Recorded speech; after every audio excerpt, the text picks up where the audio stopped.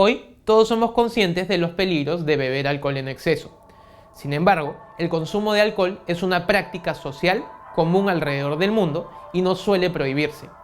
Sin embargo, en los Estados Unidos de los años 20, la preocupación fue tal que se prohibió el consumo, la producción y la venta de alcohol. ¿Cuáles fueron los impactos de esta medida?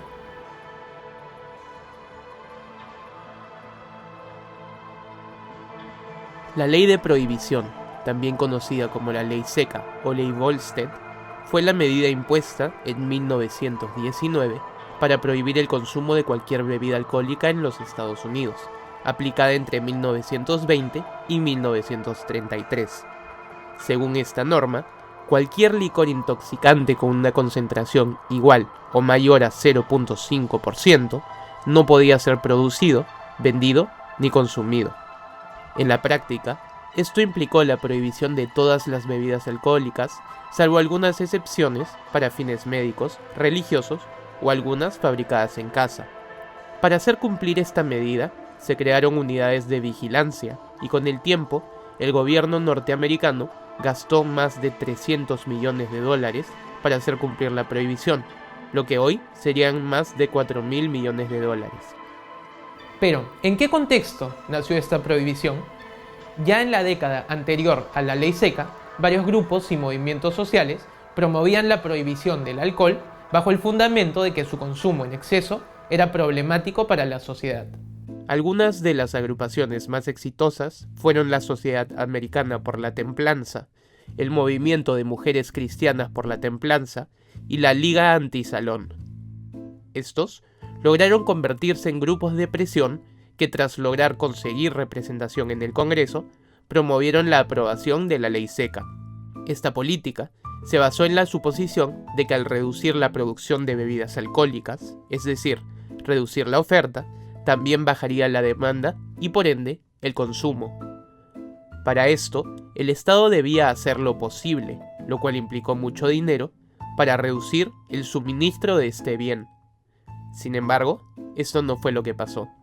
A pesar de reducir la oferta, esto afectó poco la demanda por bebidas alcohólicas, pues bajar la oferta no implica necesariamente un cambio en las preferencias o en los ingresos de los consumidores. De hecho, si se reduce solo la oferta en el mercado formal, pero no baja la demanda, la prohibición de un bien lleva a la generación de un mercado ilegal. Uno de los criminales más grandes ligado a esta prohibición fue Al Capone, el reconocido gángster italoamericano. Al Capone pudo crecer gracias a que los mercados negros suelen ser muy rentables para los criminales y son claros potenciadores de la corrupción. Así, la prohibición generó el aumento de la producción en el mercado negro y provocó un alza en los precios y una baja en la calidad de las bebidas. No solo contenían un mayor porcentaje de alcohol, sino que al no tener ningún control, eran usualmente adulteradas con sustancias perjudiciales para la salud. Esto lo hemos reflejado en el alza de las muertes por alcoholismo entre 1920 y 1927. Al igual que la producción de alcohol, los salones donde antes se podía consumir alcohol legalmente fueron reemplazados por bares clandestinos. Por otro lado, al criminalizar el consumo de alcohol, los arrestos aumentaron, tanto de vendedores como de consumidores, sin lograr que la actividad clandestina se detuviera. Asimismo, gracias al poder ganado por las mafias y su lucrativo negocio, la inseguridad en las calles también aumentó. Así, la ley seca tuvo efectos contrarios a los que se esperaba. Hasta antes de la medida, el consumo anual per cápita y el gasto del ingreso anual en esta bebida había disminuido constantemente. Sin embargo, a partir de 1922, a solo 2 años de su entrada en vigencia, la tendencia se revirtió y empezó a aumentar.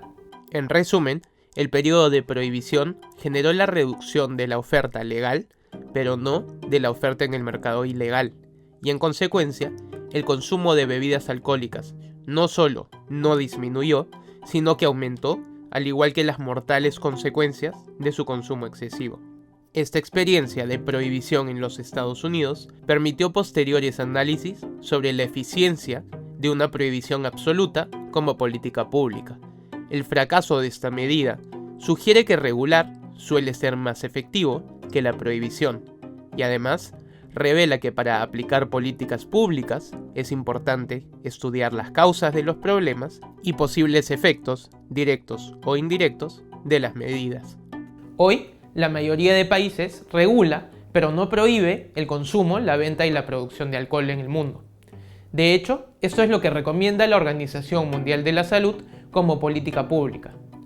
¿Y tú, crees que esta experiencia puede servir para evaluar al prohibicionismo como política pública? Entérate de más sobre Al Capone, el prohibicionismo y los efectos del consumo excesivo de alcohol en enterarse.com y no te olvides de suscribirte a nuestro canal de YouTube.